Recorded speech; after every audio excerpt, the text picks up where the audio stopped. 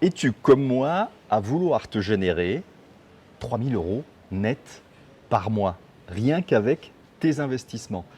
C'est ce que l'on va voir avec cette vidéo où en fait je réponds à un commentaire d'une vidéo où tous les mois maintenant je fais le point sur la montée en puissance de mes investissements.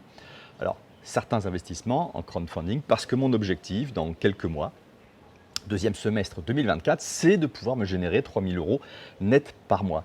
Et je te montre, c'est le commentaire de Dufresne Godu Frénéguo.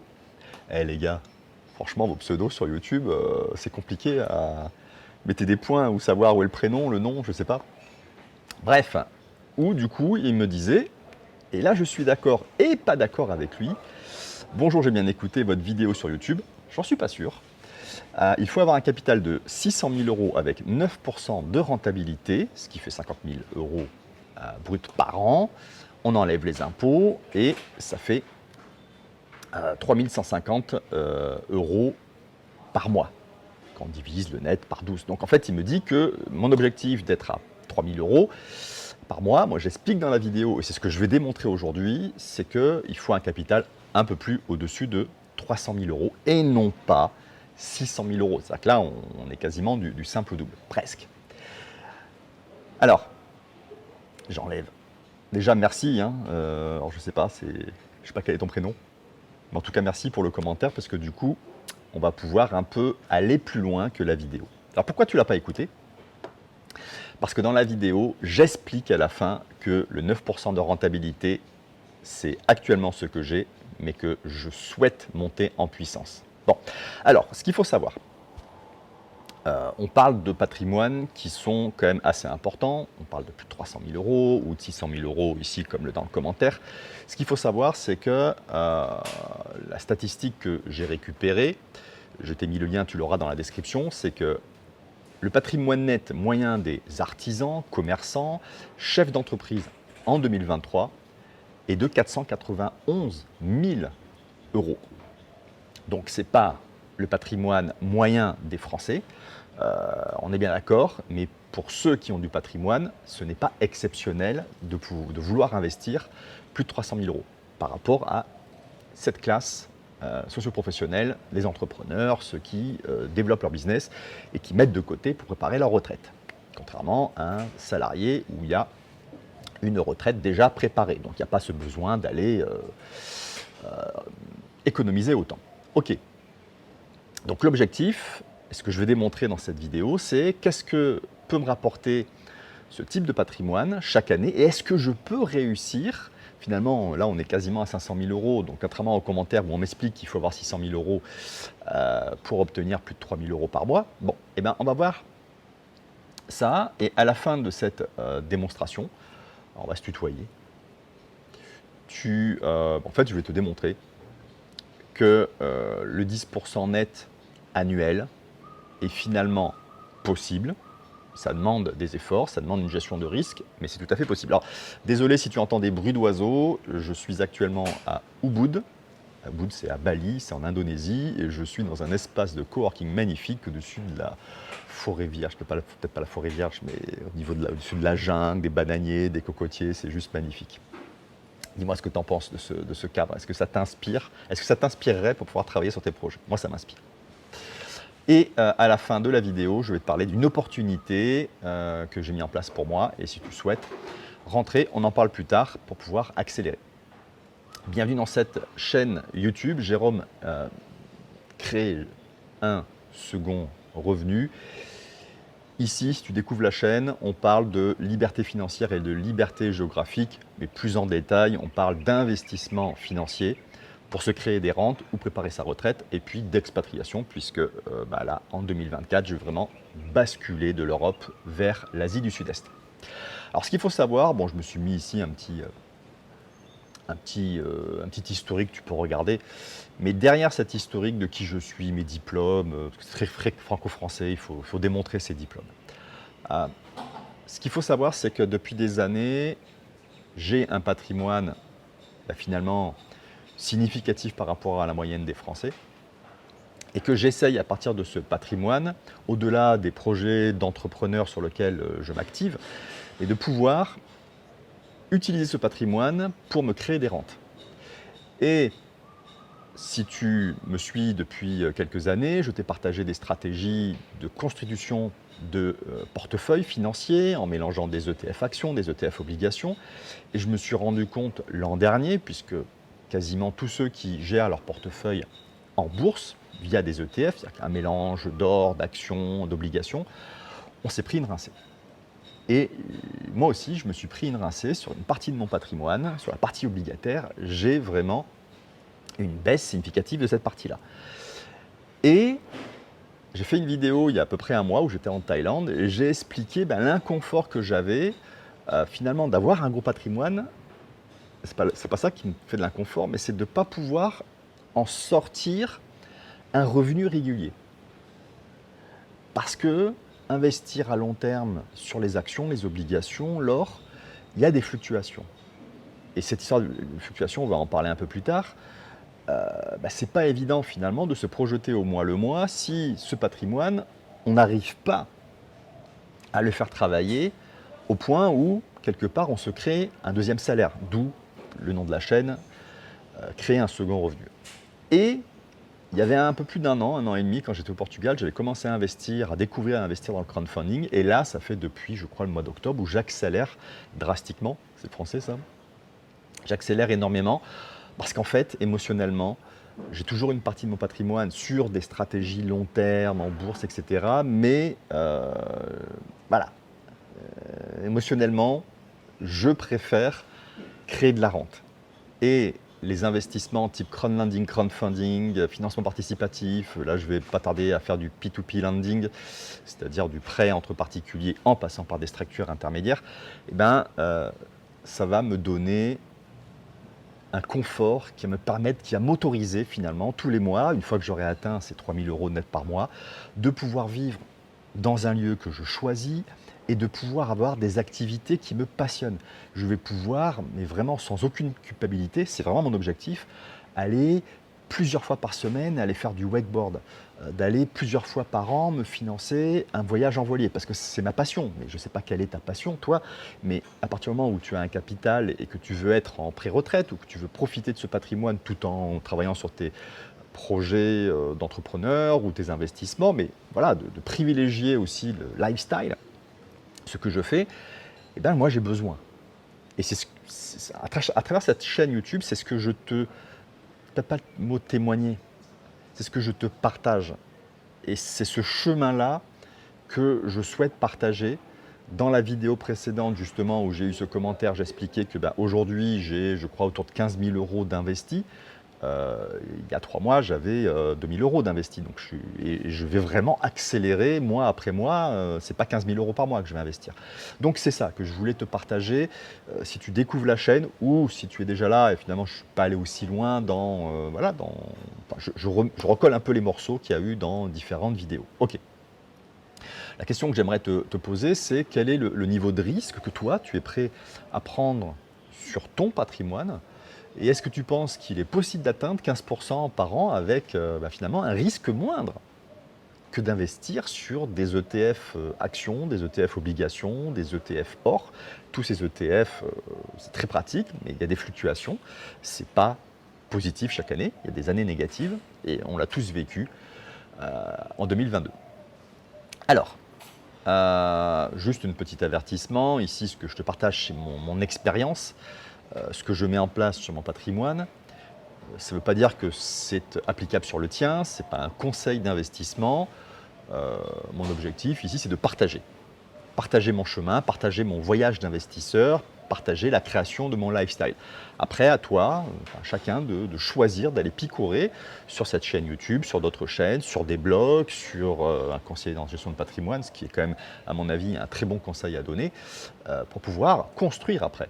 Donc là, je te partage ce que je fais. Libre à toi d'en faire ce que tu veux. Je ne suis pas responsable de ce que tu fais avec ton argent, bien entendu. Alors, pour revenir un peu sur les différents types d'investissements sur lesquels on peut investir de manière très fluide. Je ne parle pas ici de l'immobilier, donc je vais parler de certains investissements qui nous permettent d'investir très rapidement, d'avoir des bonnes rentabilités, comme par exemple les actions. Les rentabilités moyennes, pareil, je te mettrai le lien que tu as à l'écran ici, je te le partagerai dans la description de la vidéo. Tu retrouveras tous les liens de toute façon dans la description de la vidéo.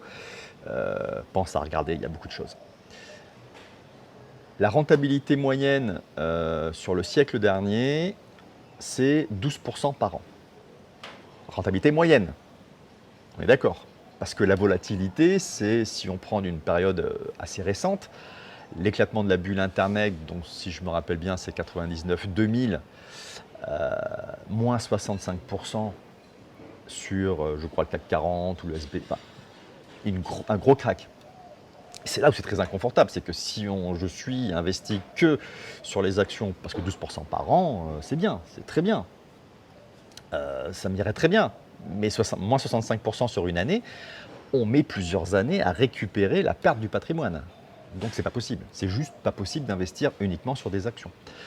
Autre crise, alors là c'était en 2008-2009, moins 55% sur la crise des subprimes. J'agrandis peut-être un peu plus là, pour que ce soit... Oh, je ne suis pas sûr que ce soit terrible ça. On va rester comme ça. Hein, qu'est-ce que tu en penses? Maintenant, souvent on nous dit qu'il faut contrebalancer les actions avec des obligations d'État. Ça marchait jusqu'à l'an dernier. Rentabilité moyenne de 5,3%, donc beaucoup moins rentable que les actions. Pareil, tu as ici le lien. Volatilité moindre, beaucoup moindre que les actions. Mais par exemple, en 2022, les obligations européennes, les obligations d'État européennes, ont fait moins 18%. Donc au niveau sécurité, ça ne fait pas le job. C'est pour ça que, suite à mon expérience de l'an dernier, même si j'ai perdu moins que moins 18%, je n'ai pas eu cette chute-là, mais en tout cas, ça m'a mis un inconfort, ça m'a mis en doute, de me dire, attends, mais quand même, là, c'est un événement exceptionnel, mais quand on doit le vivre sur une partie de son patrimoine où j'ai eu ce type parfois de baisse sur une partie de mon patrimoine, non. Et donc, ce que je t'expliquais un peu, je vais essayer de ne pas trop me répéter. Des fois, je me trouve que je me répète beaucoup. Il va falloir que je puisse straight to the point. Financement participatif, les rentabilités moyennes, enfin les rentabilités que l'on peut avoir sur certains projets sur lesquels que moi je vois, je t'en parlerai après, la plateforme que je me suis créée pour justement voir en moyenne aujourd'hui une cinquantaine de projets actifs, c'est qu'il y a des projets, les moins rémunérateurs, ils sont autour de 5%, donc ça va être par exemple de l'énergie renouvelable, ça va être, bon, sans rentrer dans le détail, mais des fois ça monte à 30%, et encore, je t'avoue que des fois, qu'est-ce que j'ai vu il y a 2-3 mois, un projet agricole en certificat carbone à plus 44% par an, durée 3 ans, et le remboursement des intérêts et du capital tous les mois. Exceptionnel. Là, en mode rentier, c'est incroyable. Enfin, à part que le 44%, c'est des... Bon bref, je ne vais pas rentrer dans le détail, mais voilà, on a accès à des rentabilités très intéressantes pour son patrimoine. Lorsque l'on rentre dans un projet, la valeur de ce projet n'a pas de volatilité, c'est-à-dire que souvent ce sont des obligations que l'on achète, des obligations qui ont 2, 3, 4 ans. Il n'y a pas que ça, comme je schématise. Je prends un raccourci. Mais on a une date d'entrée, une date de fin, on a un échéancier et on sait combien tous les mois on va récupérer et à la fin, on est remboursé du capital ou tous les mois ou tous les trimestres. Il n'y a pas de volatilité par rapport à ça. Ce qu'il peut y avoir, par contre, il y a des risques, non pas de volatilité, mais de retard ou de défaut.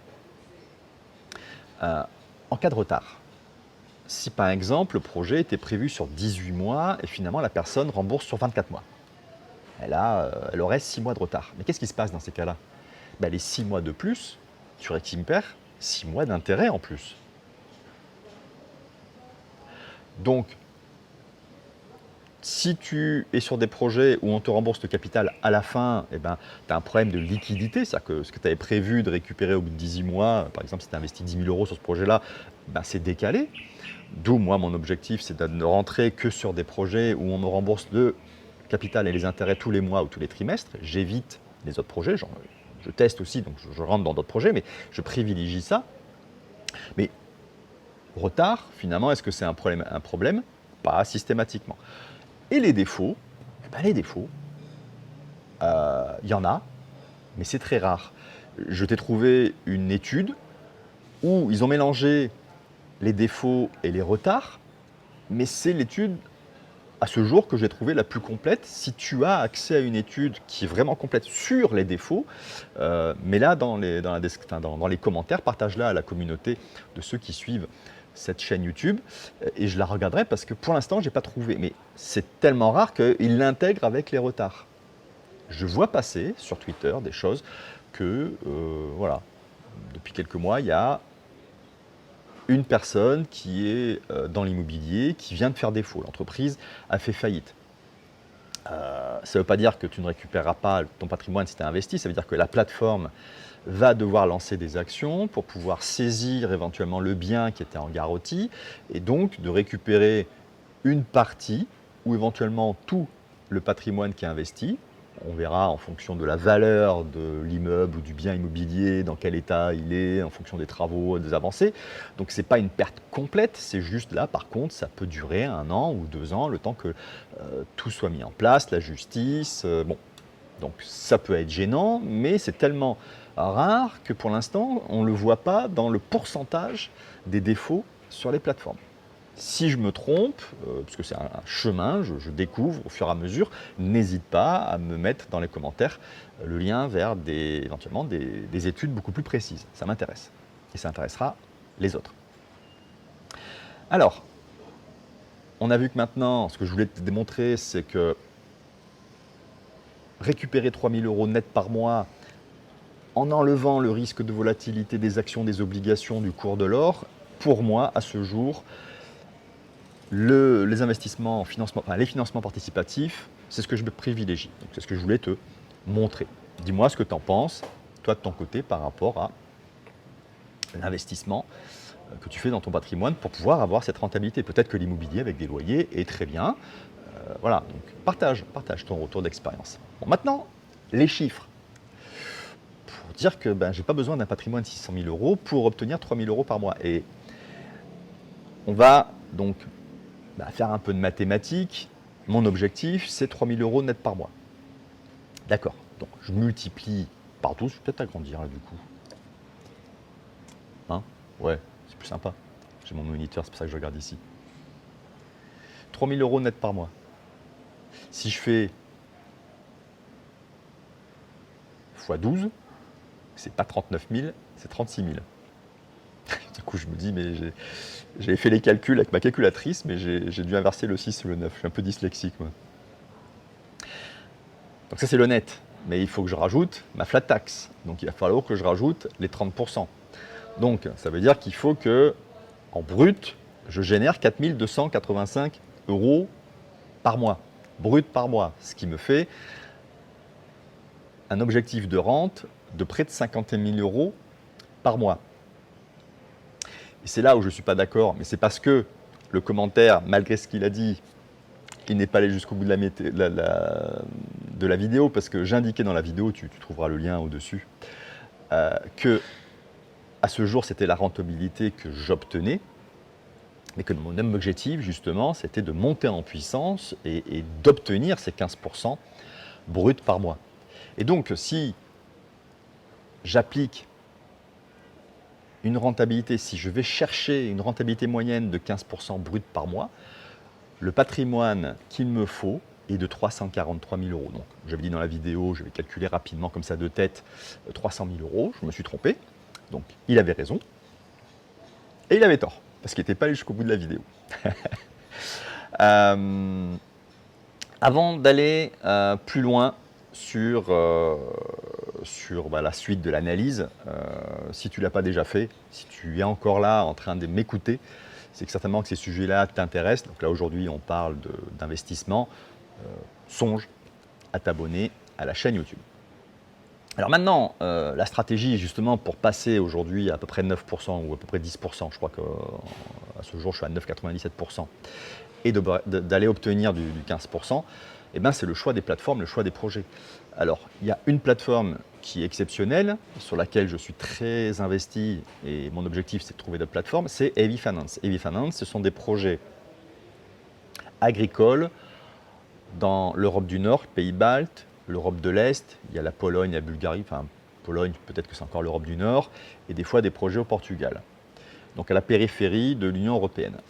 Et c'est là où je trouve des projets minimum à 14-15% et des fois autour de 20% et exceptionnellement 30-40%. 40%, je l'ai vu une fois. Donc c'est de trouver ce type de plateforme, c'est de trouver ce type de projet. En plus, le remboursement du capital, c'est vraiment ça qui me crée une rente. La plupart des projets, beaucoup de projets sont des remboursements mensuels et trimestriels. Donc c'est comme ça que je vais être en capacité de créer ma rente, donc d'augmenter ma rentabilité et d'obtenir des remboursements les plus fréquents possibles. Ensuite, bah oui, comme dans tout investissement, je considère qu'il y a des risques. D'ailleurs, j'ai fait une vidéo avec ce que j'appelle moi la méthode Airbus, ce que j'avais appris quand j'étais acheteur chez Airbus Hélicoptère. Donc, groupe Airbus, enfin, ça s'appelait Eurocopter. Et donc, comment je vais réduire mon risque? Bah, entre autres, c'est d'aller rechercher diversifications. Peut-être une répétition. Diversification sur les plateformes, ne pas dépendre, de ne pas être trop engagé sur une plateforme. Aujourd'hui, avec Heavy Finance, je suis trop engagé. Sur le type de projet, donc il y a les agricoles, il y a les énergies renouvelables, il y a l'immobilier, il y a la facturage, il y a plein.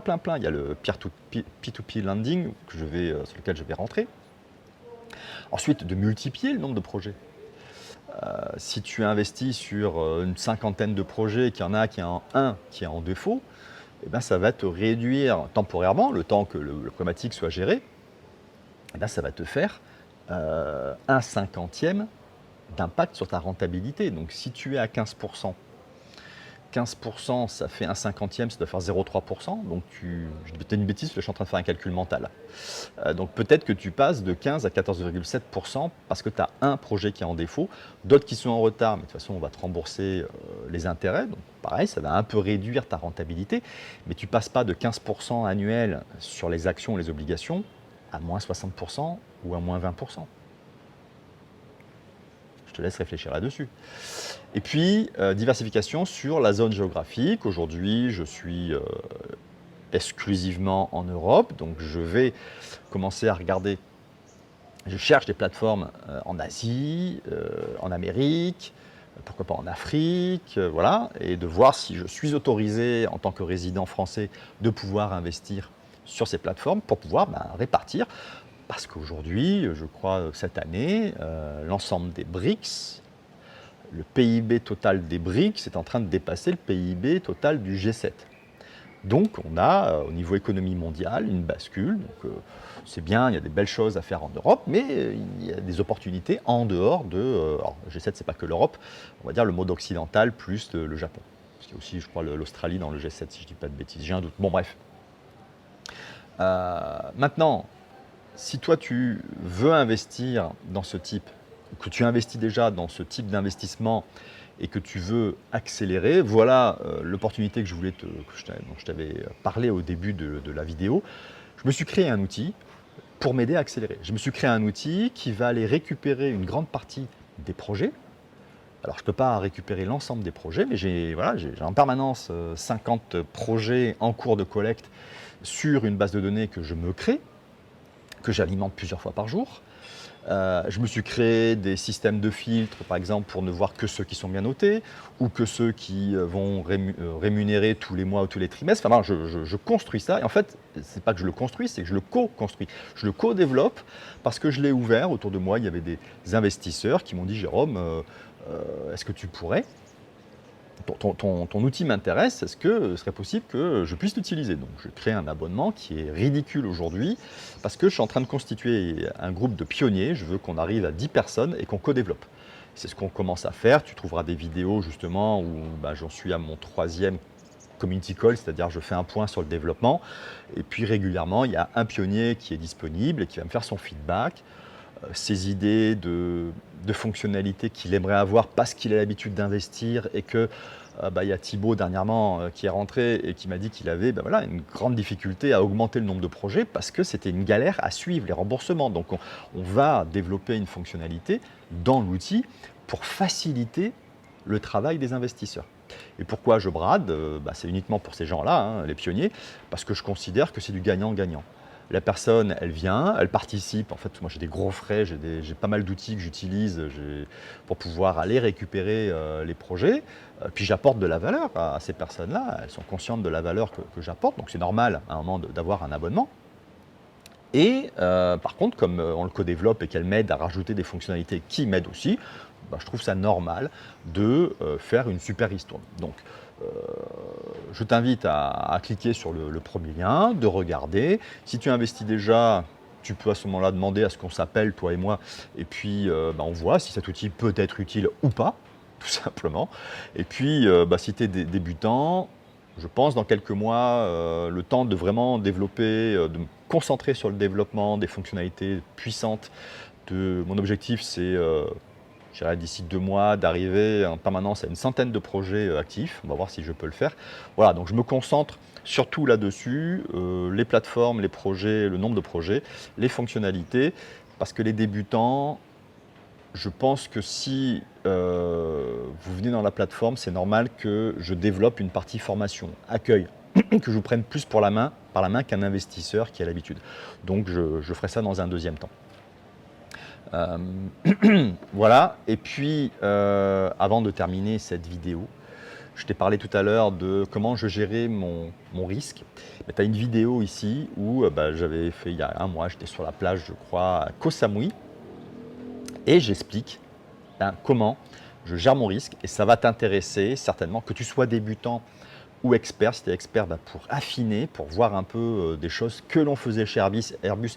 Est-ce que ça peut rentrer, et je sais que ça rentrera comme quelque chose d'utile, c'est pas français, hein. Est-ce que ça sera utile pour toi, tes investissements? J'en suis sûr. Et puis si tu es débutant, ben voilà, autant aller voir des méthodes.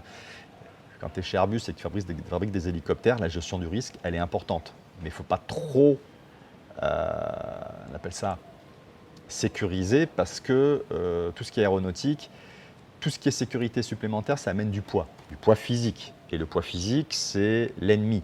Et dans un investissement, c'est pareil, c'est que plus tu limites le risque, plus tu vas limiter ta rentabilité. Donc c'est juste à un moment, c'est ce que j'avais appris avec la méthode Airbus, c'est de se dire, j'analyse mon risque. C'est quoi ce risque?